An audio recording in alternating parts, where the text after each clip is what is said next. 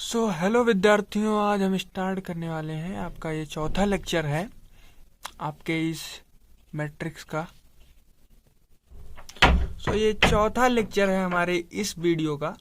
इस जो सीरीज चल रही है मैट्रिक्स और डिफरेंशियल इक्वेशन के टॉपिक्स हम डिस्कस कर रहे हैं बीएससी सेकंड सेमेस्टर के।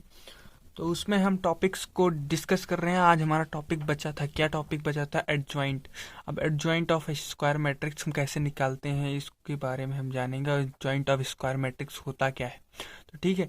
तो भैया अगर हमको कोई ऐसा मैट्रिक्स दिया है A1 A2 and A3 and B1, ये क्या भैया? ये B1 है, B1 B2 एंड B3, ठीक है। और ये क्या है? अगर इसका देन उसका डिटर्मिनेंट, ये मॉड ए जो होता है इसको हम क्या कहते हैं? डिटर्मिनेंट ऑफ ए, ठीक है। A1 A2 A3 B1 B2 B3 C1 C2 C3, इसको क्या करेंगे? ये हम मॉड में रख देंगे। ये हो गया ना। तो अगर जो मैट्रिक्स फॉर्म होगा किससे? कोफैक्टर्स से। मॉड ए में जो मैट्रिक्स फॉर्म होगा कोफैक्टर्स का, वो क्या होंगे? A1 A2 A3 ए B1 B2 B3 C1 C2 C3। यहाँ पर ए जो कैपिटल A1 है, कैपिटल A2 है, कैपिटल जो भी कैपिटल में लिखे हैं सारे एलिमेंट्स, ये क्या भैया? ये कोफैक्टर्स हैं, ठीक है। अब हम कोफैक्टर्स निकालते कैसे हैं तो कोफैक्टर्स को समझेंगे। अब where A1 is equal to this is equal to B2 C3 B3 C2। अब कैसे निकाला जाता है इसको समझेंगे हम ना।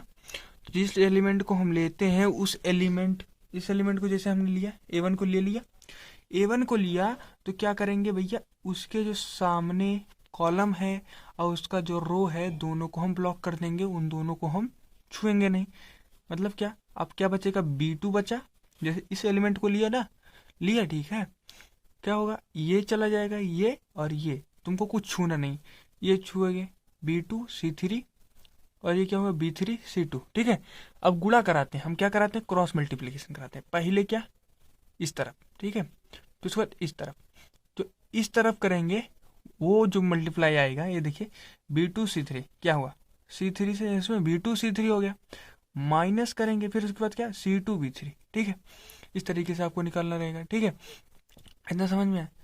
C2 B3 या B3 C2 हम बोल सकते हैं, ठीक है। इसी तरीके से हम क्या करेंगे? निकालते हैं, ठीक है। ऐसे एलिमेंट्स हम निकालते रहेंगे। इसको जो नोट करना चाहे नोट कर सकता है, ठीक है। ये रिजल्ट्स हैं, ठीक है। अब इसको आप समझ गए हैं कि जो भी एलिमेंट हम लेंगे वो उसका रो और कॉलम हमको छूना नहीं है। सिंपल, हम B1 अगर ले रहे हैं तो क्या करेंगे? इसका रो कौन सा? ये वाला रो है ना, ठीक है। और कॉलम कौन सा? ये वाला कॉलम है। तो हमारे पास क्या एलिमेंट होगा? A2 C2 और A3 C3, ठीक है। ये बचेंगे ना। इसी तरीके से निकालना है आपको, ठीक है। अब हो गया, ये कॉन्सेप्ट हो गए। अब भैया हम ट्रांसपोज ऑफ मैट्रिक्स को फैक्टर्स का कैसे रखेंगे? जो हमारा मैट्रिक्स क्या था? A1 A2 A3 ना। तो यहाँ पे क्या हो जाता है? मैट्रिक्स को क्या हम ट्रांसपोज करते हैं तो क्या होता है? रो जो होता है और कॉलम जो होते हैं वो इंटरचेंज हो जाते हैं। तो भैया यहाँ पर क्या करेंगे? A1 A2 A3 B1 B2 B3 C1 C2 C3, वही रो और कॉलम को हमने चेंज कर दिया। उस तरीके से हम लिखेंगे। इसको एडजॉइंट ऑफ ए बोल सकते हैं। और इसको किस तरीके से लिखा जाता है? ADJ A, ठीक है। इतना लिख देंगे, ओके। गाइस, अब इसके प्रॉपर्टीज के बारे में हम डिस्कस कर रहे हैं। प्रॉपर्टीज होती क्या है एडजॉइंट मैट्रिक्स की?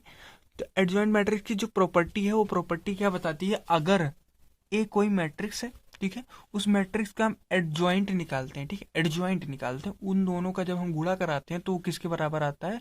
वो आइडेंटिटी मैट्रिक्स। ये क्या भैया? आइडेंटिटी मैट्रिक्स है। इसी को हम क्या कहते हैं? Unit matrix. क्या कहते हैं? यूनिट मैट्रिक्स भी कहते हैं, हाँ, ठीक है। और मॉड ए क्या है? ये हमारा डिटर्मिनेंट है। डिटर्मिनेंट ऑफ ए है, क्या है? डिटर्मिनेंट ऑफ ए के बराबर आता है, इन दोनों के गुणे के बराबर आता है। सिंपल सी एक प्रॉपर्टी यही है। अब भैया हमारे पास टॉपिक आते हैं क्या? Inverse of a matrix. Matrix का इनवर्स हम कैसे निकालते हैं ना।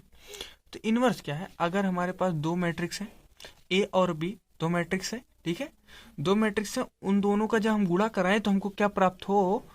यूनिट मैट्रिक्स प्राप्त हो। चाहे उल्टा कराएं चाहे सीधा कराएं तो हमें क्या प्राप्त हो? यूनिट मैट्रिक्स प्राप्त हो। अगर ए को बी से गुणा कराने पर क्या यूनिट मैट्रिक्स प्राप्त हो रहा है तो वो क्या होगा? ए इनवर्स होगा, मतलब बी क्या होगा, ए इनवर्स होगा, ठीक है, ए का इनवर्स होगा। अगर बी को ए से गुणा कराने में आई प्राप्त हो रहा है, यूनिट मैट्रिक्स प्राप्त हो रहा है, तो क्या होगा, ए बी का इनवर्स होगा, सिंपल से। तो हम क्या नोट कर रहे हैं, एक कंडीशन क्या है, कंडीशन क्या है स्क्वायर मैट्रिक्स को पता करने के लिए, एक कंडीशन है कि वो इनवर्स रखेगा यदि क्या मॉड ए जो होगा, यानी कि आपका डिटर्मिनेंट जो होगा ए का, वो 0 के बराबर जब नहीं होगा, तब ही ये इनवर्स जो होगा उस मैट्रिक्स का हमारा एग्जिस्ट करेगा। पहले हम इनवर्स, पहले उसका क्या निकालेंगे, डिटर्मिनेंट निकालेंगे, डिटर्मिनेंट निकालेंगे। तो हम, और डिटर्मिनेंट कैसे निकालना है उसको भी बहुत आराम से, जैसे मैं दिखा रहा हूँ, ठीक है। डिटर्मिनेंट में निकालना है, डिटर्मिनेंट निकालना है, ये दिया 1 2 3 और 4, ये 2/2 का मैं बता रहा हूँ। 2/2 का जब हमको निकालना रहेगा तो क्या करेंगे, क्रॉस मल्टीप्लीकेशन, ठीक किया, क्या हुआ 1 × 4 माइनस ये क्या हो गया 3 × 2 हुआ, ये हमारे होंगे मॉड, निकाला जाता है ऐसे तरीके से। ये 4 में से कितना गया 6, 4 में से 6 गया, ये कितना आया 2, ये -2 ना, यही वैल्यू आएगी तुम्हारी क्या, डिटर्मिनेंट। यही डिटर्मिनेंट इसी को कहते हैं भैया, इसी को क्या कहते हैं, डिटर्मिनेंट कहते हैं। और डिटर्मिनेंट अगर 0 आ जाए तो क्या कहेंगे उसको, क्या कहते हैं भैया, सिंगुलर मैट्रिक्स कहते हैं। सिंगुलर मैट्रिक्स नहीं होना चाहिए ना, मतलब क्या, सिंगुलर मैट्रिक्स नहीं होना चाहिए, बात खत्म। अब चलते एक इंपॉर्टेंट पॉइंट आया है कि भैया इनवर्स ऑफ मैट्रिक्स, हम अगर हमको एडजॉइंट ऑफ मैट्रिक्स दिया हो तो हम कैसे निकालेंगे, अब इसको थोड़ा समझ सकते हैं ना। हाँ, अब इसको समझने की कोशिश करेंगे कि भैया हमको क्या दिया है, एडजॉइंट मैट्रिक्स दे दिया है, लेकिन हमको निकालना क्या है, इनवर्स मैट्रिक्स निकालना है, ठीक है। तो हम जानते हैं, जैसे कि बी नो डैट, हम जानते हैं, क्या जानते हैं, ए को एडजॉइंट ए से जब हम गुणा कराएंगे तो हमको ये प्राप्त होता है, अभी हमने बताया था, ये प्रॉपर्टी है ना, ये प्रॉपर्टी किसकी है, एडजॉइंट ऑफ मैट्रिक्स की, ठीक है। तो ये किया, मॉड ऑफ ए इंटू में आई से गुणा कराया, ठीक है ना। इसको हम थोड़ा क्या किए, और थोड़ा मॉडिफाई कर दिए, इस मॉड को नीचे लेकर इधर चले गए, इधर लेकर जाएंगे, यहाँ पर गुणे में था, इधर हो जाएगा भाग में, तो ए गुणे कितना आया 1 में क्या हुआ मॉड ए, ठीक है, इंटू में एडजॉइंट ए, ठीक है, इज इक्वल टू आई हो गया। ये हम इसको हम क्या मान लिए, पहले इक्वेशन मान लिए। और हमको ये भी पता है कि ए को अगर ए इनवर्स से गुणा कराएंगे तब हमको आई मिलेगा, ये भी हमको पता है, तो दूसरा इक्वेशन इसको मान लिए। अब भैया हम क्या करेंगे, पहले इक्वेशन और दूसरे इक्वेशन को हम देखेंगे, कंपेयर करा देते हैं, सिंपल सा कंपेयर कराना है।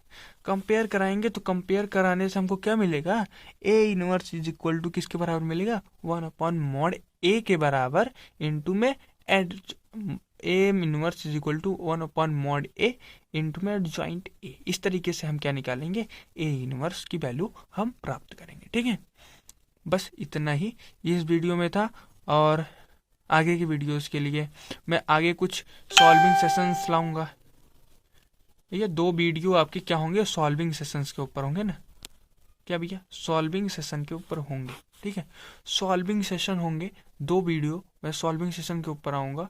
उस वीडियो में हम ये डिस्कस करेंगे कि क्वेश्चंस कैसे लगाए जाते हैं इस टॉपिक के। आपका पहला चैप्टर का सारा टॉपिक, जो टॉपिक रिलेटेड थे, जो आपकी थ्योरी थी, थ्योरी टॉपिक मैंने कंप्लीट कर दिया है, बट अभी हम 2 लेक्चर अभी किस पे करेंगे, क्वेश्चंस लगाएंगे। क्या करेंगे भैया, क्वेश्चंस लगाएंगे 2 लेक्चर में, नहीं, ठीक है। 2 लेक्चर में हम क्वेश्चंस और आंसर, क्वेश्चंस देखेंगे, कैसे कैसे क्वेश्चंस इस उससे बन सकते हैं, इस चैप्टर से उस लेवल पे क्वेश्चन हम थोड़ा देखेंगे।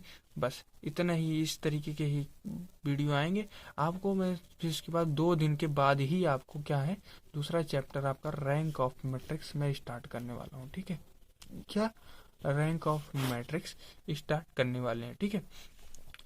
बस धन्यवाद।